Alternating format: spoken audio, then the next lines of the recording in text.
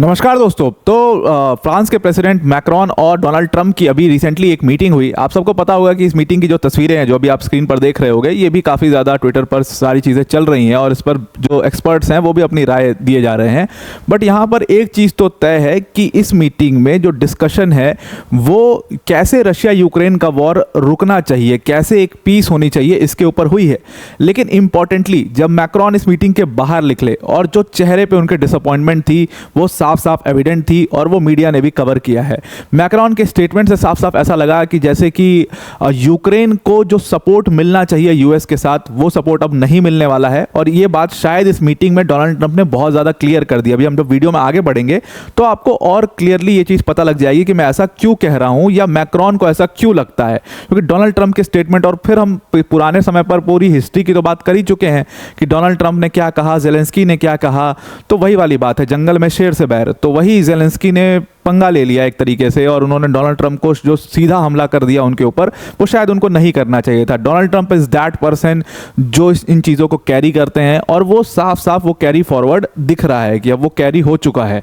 तो जब मैक्रॉन बाहर निकले उन्होंने एक बहुत बड़ा स्टेटमेंट दिया। उन्होंने कहा देखो पीस तो होना चाहिए, यूरोप भी ऐसा मानता है कि पीस होना चाहिए यूरोप में, लेकिन ये पीस का कॉस्ट क्या होगा। ये पीस का कॉस्ट ये नहीं होना चाहिए कि यूक्रेन को सरेंडर करवा दो। ये बिल्कुल भी पीस नहीं है। जिस पीस को हम डिमांड कर रहे हैं वो दोनों साइड से बराबरी में होना चाहिए, एक अग्रीमेंट जैसा होना चाहिए। जैसे आपने इजराइल और हमास का सीजफायर अग्रीमेंट देखा तो वहां पर हॉस्टेजेस रिलीज दोनों साइड से होने हैं, वो हो रहे हैं, वो सारी चीज चल रही है।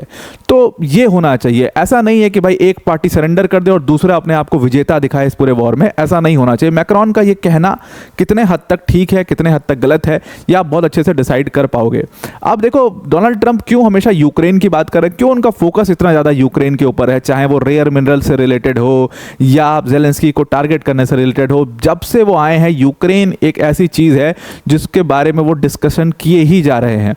और रशिया यूक्रेन का वॉर में बहुत ज़्यादा इन्वॉल्व है क्योंकि उन्होंने प्रॉमिस किया था जब वो इलेक्शन कैंपेन अपना कर रहे थे तो उन्होंने दो चीज़ें प्रॉमिस करी थी कि ये दोनों कॉन्फ्लिक्ट्स, ये दोनों वॉर जो चल रहे हैं, जो कि हमास और इजराइल का कॉन्फ्लिक्ट है और उसके बाद रशिया और यूक्रेन का है, अगर मैं प्रेसिडेंट होता तो ये होता ही नहीं, लेकिन जब मैं प्रेसिडेंट बन जाऊंगा तो मेरे प्रेसिडेंट बनने के एक महीने के बाद तक ये सब कुछ खत्म हो जाएगा। तो देखिए ये बात बहुत हद तक सच होती भी दिख रही है। इजराइल हमास के बीच में सीजफायर अग्रीमेंट 19 जनवरी को हो गया। 20 जनवरी को शपथ ली डोनाल्ड ट्रंप ने, तो उनके शपथ लेने के एक दिन पहले ही खत्म हो गया। और अब दूसरा बचा कुचा जो रशिया यूक्रेन का वॉर है उसमें रशिया से अभी रिसेंटली उनकी मीटिंग हुई है और बहुत लोग ऐसा कह रहे हैं कि कहीं ना कहीं डोनाल्ड ट्रंप ने रशिया के साथ अब हाथ मिला लिए हैं और इसलिए यूक्रेन को ये डर है कि वो कहीं उनको सरेंडर ना करवा दिया जाए ज़बरदस्ती। तो समझते हैं पूरे डिटेल में इसमें क्या कहा है डोनाल्ड ट्रंप ने और मैक्रॉन ने क्या कहा। वीडियो में आगे जाने से पहले एक छोटी सी अनाउंसमेंट है अनअकैडमी टीम की तरफ से कि अनअकैडमी ने अपने यूपीएससी सीएससी के सभी कोर्सेज में आपको 60% का डिस्काउंट दे दिया। 60% के डिस्काउंट के बाद ये जो हमारे बैचेस हैं ये आपको 15 मंथ्स का जो कोर्स है वो 23,499 और जो 18 मंथ्स का कोर्स है वो 24,999 का हो जाएगा। इन पूरे बैचेस के बारे में आपको वीडियो के अंत में डिटेल में समझा दूंगा। डिस्क्रिप्शन में इसकी लिंक है, उस लिंक पर क्लिक करके आप इसके बारे में ज़्यादा जानकारी ले सकते हैं। अब आते हैं अपने टॉपिक के ऊपर वापस। तो रिसेंटली हुआ क्या कि प्रेसिडेंट ट्रंप और फ्रांस के प्रेसिडेंट मैक्रॉन की एक मुलाकात हुई। ये मुलाकात इनकी व्हाइट हाउस में हुई। व्हाइट हाउस में इनकी मुलाकात हुई क्योंकि जो रशिया यूक्रेन का पूरा वॉर था उसको 3 साल हो चुके हैं और उसके ऊपर अब डिस्कशन होनी थी कि इसमें शांति कैसी लाई जाए। तो इस पूरे मुलाकात में जब पूरा मिलजुल के जो सारी मीटिंग हो गई, सारी डिस्कशंस हो गई कैसे पीस लाना है, उसके बाद जब बाहर आए तो मैक्रॉन का जो चेहरे पर डिसअपॉइंटमेंट था वो साफ साफ एविडेंट था। मीडिया ने उस चीज़ को कवर किया और उसके बाद उनसे बहुत सारे सवाल पूछे गए। जब उनसे ये सवाल पूछे गए कि क्या डिस्कशन चली, आपके क्या प्लान्स हैं पीस लाने के, तो उन्होंने एक लाइन में इस चीज़ को कहा कि भाई देखो जो प्लान्स हैं पीस डील के, हम भी चाहते हैं कि पीस हो, पूरे यूरोप में पीस हो और उससे सब शांति होगा, पूरा ट्रेड वापस से सही से चलेगा, लेकिन इसमें जो पीस होनी चाहिए उसमें यूक्रेन के लिए स्पेसिफिकली हमें सिक्योरिटी कंसर्न्स रखने चाहिए। यूक्रेन को जो सिक्योरिटी हमने प्रॉमिस की थी स्टार्टिंग में, ईयू ने प्रॉमिस की थी, नेटो ने प्रॉमिस की थी कि भाई हम तुम्हारे साथ हमेशा खड़े रहेंगे, वो प्रॉमिस यूक्रेन के साथ मेंटेन होना चाहिए।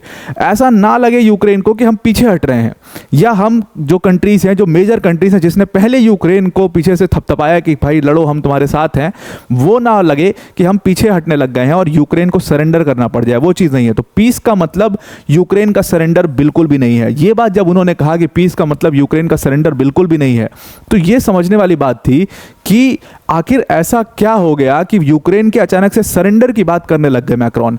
तो अब क्योंकि व्हाइट हाउस में उनकी मीटिंग थी, वो खुद मिलने आए थे डोनाल्ड ट्रंप से, और डोनाल्ड ट्रंप का जो पूरा रवैया है यूक्रेन को लेकर के वो अब किसी से भी छुपा हुआ नहीं है।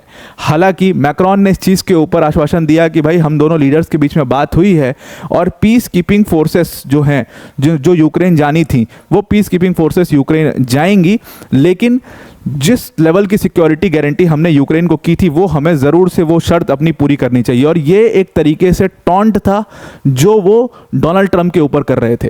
टॉन्ट ये कर रहे थे क्योंकि जब जो बाइडेन थे, जो बाइडेन ने बहुत लंबे लंबे प्रोमिसेस किए हैं यूक्रेन को, बहुत बड़े फंड्स भी दिए हैं यूक्रेन को, लेकिन डोनाल्ड ट्रंप के आने के बाद ही एक पूरा वर्बल स्पैट चला जेलेंस्की और ट्रंप के बीच में। और उसके बाद आप देखो कि ट्रंप जो है वो एकदम भी यूक्रेन के साथ खड़े होने के लिए बिल्कुल भी राजी नहीं है। वो जाकर के रशिया से मीटिंग कर लेते हैं सऊदी अरेबिया में। पुतिन से मिलने के बाद वो कहते हैं कि इस वॉर को अब रुक जाना चाहिए, और उस पूरे मीटिंग में यूक्रेन को बुलाया नहीं जाता है। तो ये एक बहुत बड़ा क्रिटिसिज्म फैक्टर हो गया था। साफ साफ ट्रंप ने कह दिया कि मेरा जेलेंस्की से मिलना कोई ज़रूरत नहीं है और रशिया से मिलना बहुत ज़रूरी है, बिकॉज रशिया जो है वो मेन अग्रेसर था इसमें, तो उससे मिलना बहुत ज़रूरी है, तभी जाकर के शांति होगी। तभी मैक्रोन और सबको, सारे यूरोप की कंट्रीज़ को यही लग रहा है कि कहीं ना कहीं यूक्रेन से एक तरीके से इन लोगों ने डिसाइड कर लिया है कि यूक्रेन को सरेंडर करवाना है।